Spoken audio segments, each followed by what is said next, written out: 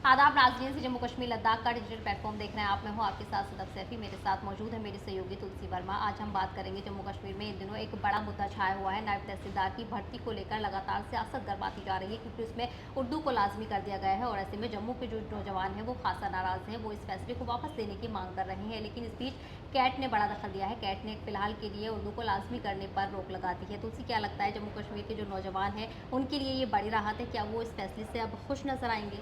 ज़ाहिर तौर पर बहुत बड़ी राहत मिली है जम्मू और कश्मीर दोनों जगहों के नौजवानों को, क्योंकि हर जो युवा है, जो भी वहाँ के लोग हैं, वो रोज़गार चाहते हैं। आपको भी पता है कि देश में खासकर जम्मू कश्मीर में भी बेरोज़गारी का जो दर है वो बढ़ता जा रहा है।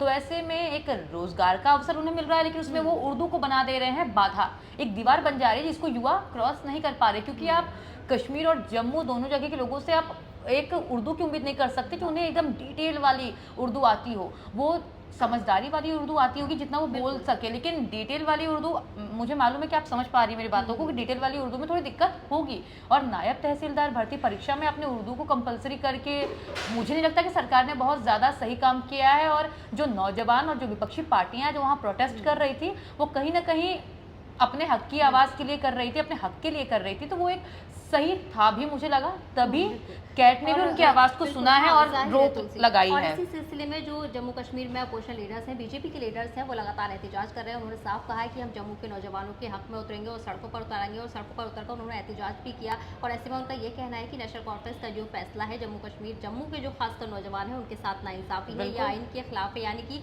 अब बीजेपी भी नेशनल कॉन्फ्रेंस पर इस मसले को लेकर लगातार दबाव बनाती आ रही है। तो तुलसी, क्या लगता है बीजेपी के इस दबाव से कोई बड़ा अब तब्दीली देखने को मिलेगी? नेशनल कॉन्फ्रेंस की तरफ से ये फैसला सामने आ सकता है कि इसमें से उर्दू लाजमी को पूरी तरीके से हटा दिया जाए, क्योंकि और भी ऑफिशियल ज़बान है उनको भी रखा जा सकता है। ऑफिशियल ज़बान जिसमें इंग्लिश है, डोगरी है, कश्मीरी है। बिल्कुल।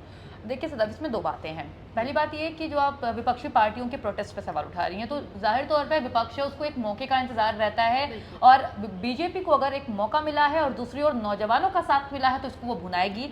और जाहिर तौर पर पार्टी बीजेपी का दबाव तो कम, लेकिन जो वहाँ के लोगों का जो दबाव है वो एनसी और उमर सरकार पर पड़ेगा, जिसको देख करके वो कहीं ना कहीं अपने फैसले में आने वाले दिनों में तब्दीली जरूर कर सकती है। क्योंकि नौजवान बहुत दिनों से प्रोटेस्ट कर रहे हैं, वो चाह रहे हैं कि उर्दू को हटाया जाए। क्योंकि जम्मू के लोग हमेशा से खुद के इग्नोर होने का जो दबाव है, या जो एक बात है कि वो इग्नोर होते आए हैं सरकार के द्वारा, वो उन्होंने कई बार कहा है। और कुछ जो वहाँ के नेता हैं जम्मू के, जो बीजेपी के हैं, उन्होंने कहा है कि जम्मू के लोगों को हमेशा इग्नोर किया जाता है, जिस पर कुछ साफ और सटीक जवाब अब तक ना ही एनसी ना ही उमर सरकार दे पाई है। तो कहीं ना कहीं ये एक सही फैसला है कैट का, और जो लोग कर रहे हैं प्रोटेस्ट वो सही भी है। जाहिर है। तो नाजरीन, 75 नायब तहसीलदार के पदों पर ये भर्ती निकाली गई थी, और अब इसमें बड़ा अपडेट यही है कि कैट ने इस पर फिलहाल के लिए रोक लगा दी है। और इस पर 13 अगस्त को अगली सुनवाई होनी है। उसमें देखना है कि क्या कुछ बड़ी तब्दीली, बड़ा फैसला देखने को मिलता है। फिलहाल इस मसले पर आपकी क्या राय है, वो भी कमेंट सेक्शन में हमें ज़रूर बताएं।